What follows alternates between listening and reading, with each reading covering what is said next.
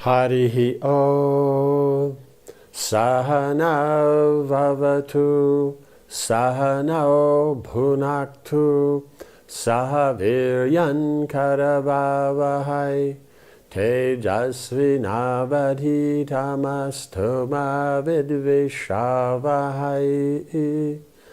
Om Shanti Shanti Shanti. Om Jaya Shri Krishna Chaitanya Prabhu Nityananda Shri Advaita Gadadhara Srivasadi Gaura Bhakta Vrinda. Hare Krishna Krishna Krishna Hare Hare Hare Rama Rama Rama Hare Hare. Okay, so now we've had they've done the purification of the new assembly hall, and all the great sages in that have come. The Pandavas have greeted them all, taken care. Narad Muni came with some of his associates and discussed about how instructions for Yudhishthira Maharaj, and then having discussed all those things, then Yudhishthira Maharaj asked about the different assembly halls throughout the universe that the demigods have. And so he explained some of those, and then he wanted to know if he had a conversation with his own father, with Pandu, and then Pandu had recommended him do the Rajasuya sacrifice. And then after that, Narad Muni was going to Dwarka to see Krishna, and then he and his associates left. After Narada's departure, the Pandavas continued to live peacefully at Indraprastha. But Yudhishthira was contemplating how he might perform the Rajasuya sacrifice. He knew that it required vast wealth. It also necessitated his being able to establish his indisputable power over all other kings. How would it ever be possible? There were certain kings who would never accept him as their emperor.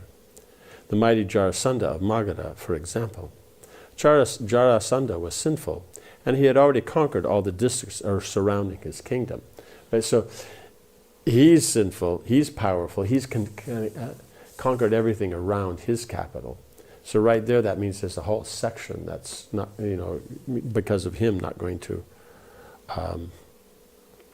accept Yudhishthira's sovereignty. Yudhishthira had heard that Jarasandha imprisoned the kings he defeated with the intention to sacrifice them to Shiva. Jarasandha was ambitious. He already had designs on the emperor's seat. Right? He wasn't ready to do it as the Rajasuya. He wanted to do it. He just wanted to be the most powerful king. And he was not an easy opponent to defeat. Yudhishthira realized that he would only be able to perform the Rajasuya with Krishna's help. Yudhishthira's kingdom was flourishing under his leadership, and his citizens were devoted to piety. They had everything they desired. The Pandavas saw the citizens as family.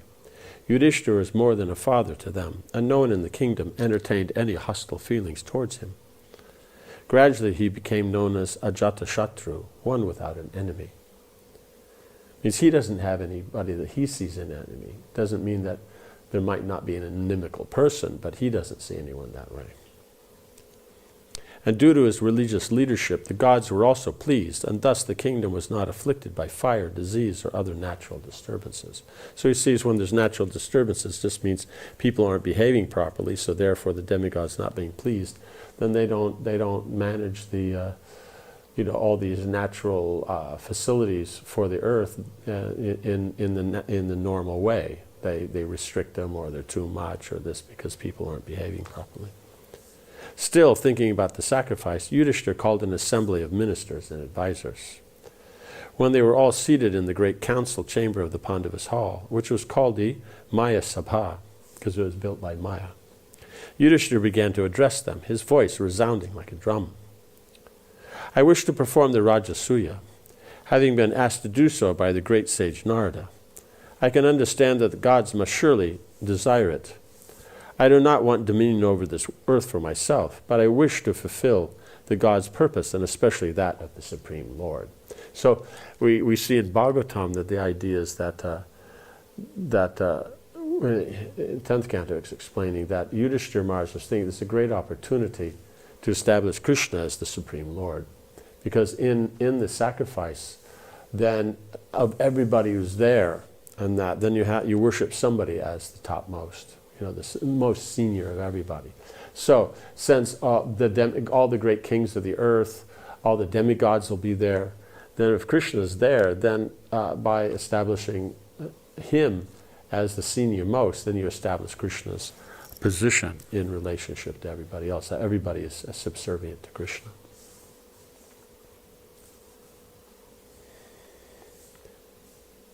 Yudhishthira also considered that if he invited Krishna to the sacrifice, he could arrange that he be honored as the chief person present. That would establish the Lord's fame and position all over the world. Krishna was superior to even the greatest gods, such as Brahma and Shiva. Yudhishthira expected those gods to attend his sacrifice. So if people saw them worshipping Krishna as supreme, then Krishna's position above those deities would be established. When Domya spoke, then Domya spoke, "O king, you are worthy to become the emperor of the world. Therefore perform this sacrifice and establish yourself as such. We shall light the 6 fires and chant the sacred mantras. But first you must gain the acquiescence of the world's monarchs. After that you will surely become the undisputed king of this wide earth." Having gained the permission of his priests and counselors, Yudhishthira discussed the means by which he might proceed. They all agreed that he should immediately consult Krishna. Krishna would certainly provide infallible advice. Yudhishthira then thought of Krishna all the more intensely, praying that he might soon come to his assistance. Chapter 16, Mighty Jarasandha. After leaving Indraprastha, Krishna had traveled quickly back to Dwarka. As he entered the city, his relatives, friends, and countless citizens greeted him. After approaching King Ugrasena to offer respects, Krishna saluted Balaram and then went to see his wives and sons. Finally, he entered the palace of his principal queen, Rukmini, to rest. During the coming months, he heard about the Pandavas' incomparable assembly hall. He also heard that Subhadra's first son had been born, named Abhimanyu. Krishna was joyful to hear that the Pandavas were flourishing, and he began to desire to see them again. Each day, Krishna went to the Sudharma assembly hall to meet with the citizens. Vishwakarma, the architect of the gods, had constructed this hall, and it had the special quality of freeing those who entered it from the 6 kinds of material sufferings: hunger, thirst, lamentation, illusion, old age, and death. When Krishna entered the hall, he would bow before King Ugrasena, then take his seat on a bejeweled golden throne. Although not Dwarka's king, Krishna was nevertheless respected as the most important person present. The city's inhabitants understood his divine status. They regarded him as their natural leader, especially after he had personally disposed the previous king, Kamsa, Ugrasena's cruel son, and freed them from his reign of terror. So this is the point, as you see in the Vedic system. You don't have to be the top manager to be actually the top of the system, the senior most. So the senior most comes because of the spiritual position. So that's the actual position. And then from that, then the ruling class then rules accordingly, according to the direction of those who have that proper knowledge and devotion. Once everyone was settled in the hall, jesters, dancers, and musicians were called out to entertain the Yadavas. Brahmins recited Vedic texts or chanted hymns and prayers, and one could hear the sounds of mridanga, drums, flutes, bells around the hall, as well as blasts from numerous conch shells. Krishna and Balaram enjoyed the various performances, and they resembled the sun and moon amid so many shining planets. Right, so all the Yadavas are like the planets, and the sun and moon and Krishna and Balaram. One day, soon after Krishna had received news of the opening of the Maya Sabha, a stranger arrived at the Sudharma hall. Krishna gave him permission to enter, and he stepped forward with folded palms. The man introduced himself as a king from a distant territory, one that Jarasandha had conquered. He explained how the Magadha king had become more and more aggressive, how he imprisoned the thousands of kings he conquered, and how he kept them in a wretched condition until he was ready to kill them. He had managed to escape and had come as a messenger on the other king's behalf. So all these thousands of kings, he came as a messenger to let them all know. Krishna, O unlimited one, so this is the message. We beg you to deliver us from our miserable condition. Jarasandha is as powerful as 10,000 elephants. He has been able to imprison us just like a lion captures a flock of sheep. You are the most powerful person and are always kindly disposed to those who seek your shelter. Therefore, please act for our good fortune. It was well known that Krishna had fought and defeated Jarasandha many times, but the evil monarch had somehow escaped with his life. Jarasandha hated Krishna for killing Kamsa, who was both Jarasandha's friend and his son-in-law. Right? So all his daughters were married to Kamsa. In an attempt to avenge Kamsa, Jarasandha had marched against the Yadus again and again at the front of a vast army. But each time his army had been destroyed, and he had returned in shame to his kingdom to rebuild his forces. So he went back alone. He came with an Aukshahini of soldiers. He went back alone each time, so 17 times like that. Still burning with hatred for Krishna, right? So I'm sure each time the hatred gets a touch more. Krishna looked compassionately at the messenger. As he was about to reply, Narad Rishi suddenly entered the hall. The sage came before Krishna, who immediately rose with his ministers to offer his heartfelt obeisances. So he sees that Narad Muni had left Yudhishthira's court and talked about the Rajasuya, and then he went to Dwarka. So then this must be, basically all happening at the same time. Krishna offered the sage a seat and personally worshipped him with Arghya. Because Arghya is offered, Arghya, Madhuparga, these are offered after, somebody comes after a long time. Great personalities after a long time. Great personalities to live there, you don't use it. It's just, like Narad Muni, he comes every now and again, then you offer the Arghya. He then said, O sage among the gods, it is fortunate indeed that we see you here today. You are able to travel freely throughout the worlds, and therefore you know everything. Please tell us how the Pandavas are faring at present, and what are Yudhishthira's plans? Krishna's question was significant. By his mystic power he understood that Yudhishthira desired to perform the Rajasuya sacrifice, which would entail conquering Jarasandha. Right? So you can see it's connected. So by him doing the Rajasuya, he has to conquer Jarasandha. These kings of somehow or another, one of the representatives has come, asked that they be freed. So it works out very nicely. Narada replied, My dear Lord, I know that nothing is beyond your knowledge, yet still you act like an ordinary man and question me. I can therefore tell you that Yudhishthira is as well established in his kingdom as Indra is in Amaravati. He now desires to perform the great Rajasuya sacrifice, and he is making the necessary preparations. Even now he is praying that you will go to Indraprastha and assist him. Indeed, he has asked me to come and invite you. Krishna thanked Narada for the information and turned to his chief advisor Uddhava. What should be done? Uddhava replied, It seems that you can achieve two things at once. By going to Indraprastha, you will both enable your cousin to perform the sacrifice and bring about Jarasandha's destruction. Jarasandha has now amassed such a large army that the only way we can defeat him is in a one-on-one encounter. Right? Means, of course, the Lord's pastime means previously as he himself, with a small group of men, went out and defeated Jarasandha alone. His men, no one was injured. Jarasandha's side was everybody. The last man was killed. So then, in here, then it's just that it'll be a pastime. That it is very big. So then you don't want to go through all that, because that's what the Shastra says. If you can avoid war, you would do that because it's just so destructive. And so here it says that one-on-one combat. Now that's something where you could defeat, and it's if you ask them to do that, because before the kings did lead the fighting.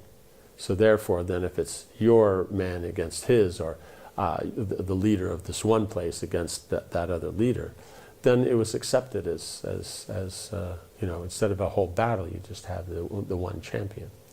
And so we see even in history, around the world, this would sometimes be practiced. So then Uddhava, because he knows all the Shastras very well, so he's then explaining that this would be the best, because otherwise then you lose, so much destruction is there. This way you just kill him and then the problem is solved. Only one person is capable of facing him in hand-to-hand combat, Bhima. If Bhima approaches Jarasandha disguised as a Brahmana, then he can beg from him a fight. Jarasandha is famous for never refusing a Brahman's request. My dear Krishna, you should accompany him to Magadha. He will certainly be successful in the fight if you are there to guide him. The assembly voiced their approval, because this king has just come. So in this way, you're freeing these kings by defeating Jarasandha, which has to be done because of the Rajasuya sacrifice. So it all works out very, very nicely. The Yadus had already been planning how to kill the belligerent Jarasandha. This seemed like a good solution. Krishna therefore agreed to go to Indraprastha. Reassuring the imprisoned king's messenger, he took permission to depart from King Ugrasena and his father Vasudeva, then rose and left the assembly. Krishna decided to travel in state with all his family members to Indraprastha, so he arranged the Yadus in a long procession around him. Amid the sounds of bugles, drums, trumpets, and conch shells, the party left Dwarka on thousands of golden chariots adorned with jewels, silks, and flags. Soldiers armed with swords and lances and mounted upon great black horses protected them on all sides. The noble ladies proceeded in their palanquins. Behind them, bulls, mules, and asses carried supplies and paraphernalia for the long journey. Krishna and Rukmini traveled in the center of the procession on a chariot driven by Daruka and Jaitara, his two personal servants. The party passed through the provinces of Anarta, Sauvira, and Kurukshetra. They crossed the rivers Drishtavati and Saraswati, and then passed through the districts of Panchala and Matsya. Finally, they arrived at the outskirts of Indraprastha and sent an advance party to inform the Pandavas they would soon arrive. Because when you get there, it can't be that when you get there, then no one knows what's going on. So, because they're a great party, they'll move slower. They send an advance party that goes quickly, and then the arrangements are made. When Yudhishthira heard that Krishna had arrived, he cried out in joy. Along with his brothers, he immediately ran out of the city to greet him. He ordered the royal musicians to play and learned Brahmins to recite sacred hymns from the Vedas. The Pandavas then embraced Krishna with affection and led him into Indraprastha. Krishna saw that the city was festively decorated with festoons, streamers, and colorful garlands. Thousands of citizens crowded in the streets as he passed by with the Pandavas on his way to their palace. The procession of Yadavas followed him, moving with difficulty through the thick crowds. Indraprastha's chief citizens and leaders led them all to the royal quarters. After Krishna had rested and refreshed himself and his family had been settled, Yudhishthira approached him to discuss the Rajasuya. My dear Krishna, I desire to perform this sacrifice, but I wonder if I shall be successful. Please tell me what is best for me. I know you will never speak out of any motive other than my welfare. Right. So in other words, if it's good for him to do, he'll say. If it's bad for him to do, he'll say. So he says he's always going to speak for his benefit. Therefore, I shall depend entirely upon your words in deciding my course of action. Right? Because here to say we see is that I shall depend entirely upon your words in deciding my course of action. So whatever Krishna say, he's going to follow authority. But at the same time, in deciding my course of action, Krishna doesn't tell him what to do. He tells him what he thinks he should do. So that's the whole, this is the relationship between the advisor and the king. The king makes the decision. He applies it. It's his decision. It's his application. Therefore, if it works out, it's his glory. And if something goes wrong, it's his fault. Right? And for the advisor, they only give advice. They give what the best they can with the situation and what's practical. But they don't enforce it. They don't have any authority to enforce it. This dynamic is a very, very important dynamic. It's not understood. especially in the modern context, where people strive to be the head of the religion and the head of state. But the point is, no, they're two different elements. So the head of state should be very religious and respect the religious authority. But the religious authority does not control or run the state. Right? So you see that there's always been problems when these two overlap. When the state controls the religion or the religion controls the state. There's always a problem. So the two are separate things. So this separation of church and state, but that doesn't mean that state doesn't follow religion. Right? And church is not involved with the state. It just means that there's a point. Advisors come up to a point, and that's where it stops. They give their advice, and then you take it or not. It's up to you. Then the point is if you do take it, then they feel inspired to give more direction. If you don't take it, they can decide that they won't do that, that office anymore. They'll go and do other things or go somewhere else. And at the same time, the king, he takes the advice. He uses intelligence. He's trained, so he takes it. If it sounds good, he uses it. But if he finds that there's a regular thing, the advice is not good, he can find other advisors. So it's not fixed, but it's a natural relationship. You have knowledge. You're working for the benefit of the king, giving him good advice. And the king, that he's trained in everything, and he knows how to follow authority. But at the same time, being trained, he knows how to apply what's been said and see if that's appropriate. If not, he'll ask questions, give other aspects. Yudhishthira sat in his hall surrounded by his brothers. An iridescent glow from the thousands of celestial gems set in the walls lit up their faces as they looked at Krishna. Right? So the gems themselves are lighting the palace. They looked at Krishna, awaiting his advice. In the expectant silence of the hall, the soft murmur of Brahmins chanting hymns could be heard, drifting in from nearby temples. Krishna sat peacefully. So we see here is the state. There's all these. The religion is part of the thing. Right? Krishna sat peacefully with his hands in his lap. Maidservants adorned with bright golden ornaments fanned him gently with chamaras and fans made of peacock feathers. Turning to Yudhishthira, he said, "You are fit in every way to perform the Rajasuya sacrifice and become the world emperor. But you will first have to overthrow the powerful Jarasandha, who has formed a near invincible alliance with numerous other monarchs. He's extended his influence and control throughout the middle portion of the earth and has designs on the rest. He is the biggest stumbling block to your plans." Krishna then listed the names of the many kings subservient to Jarasandha. All were Krishna's enemies, and he and Balaram had defeated many of them in various battles over the years. Now they had come together under Jarasandha's leadership. With these kings united, their armies would be impossible to defeat. What then do you think should be done, O descendant of Kuru? How will you overpower Jarasandha? They're saying like this because it's human pastime, so they take this kind of mood like that.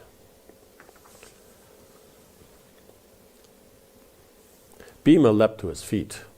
It would not be wise to send out an army to oppose Jarasandha in his own province, right? Because it's just such a great army. We should challenge him to single combat. I have the strength to defeat him, and you, Krishna, are expert in policy. Arjuna always brings victory. Therefore, let us three go to Magadha and challenge him. I am confident of success. Right? So, between Bhima's strength, Krishna's expert in policy, and Arjuna's, just by him being around, everything's always victorious. Then he thinks, this will work. Krishna replied, "This is my thought also." Because remember, before Uddhava mentioned about Krishna being there, because by him being there, then wherever Krishna is, whatever he desires, it'll work. But now Bhima's added in, bring in Arjuna, because he being the great devotee, then there'll be victory. And then Krishna will be happy with that also. Indeed, the wise Uddhava advised me in the same way. I, for one, am prepared to accompany Bhima and Arjuna to Magadha to bring about the sinful Jarasandha's death.